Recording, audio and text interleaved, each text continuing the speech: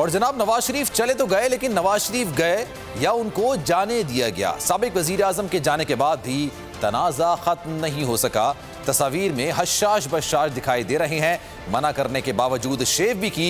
Sugar का मरीज होने के बावजूद अंगूरों का टोकरा सामने रखा गया।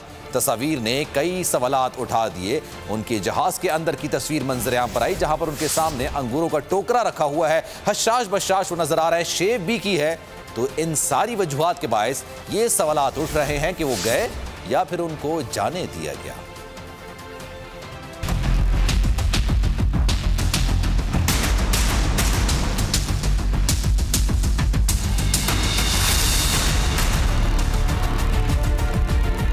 सूटेड बूटेड पर्सनैलिटी और लबों पर मुस्कान, ये है साबिक वजीर आजम नवाज शरीफ, जो बीमारी का इलाज कराने लंदन रवाना हुए।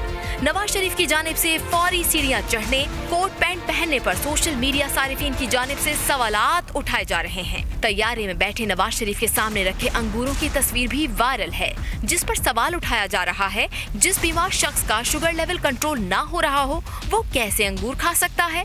तस्वीर में देखा जा सकता है कि नवाज शरीफ ने शेव की हुई है।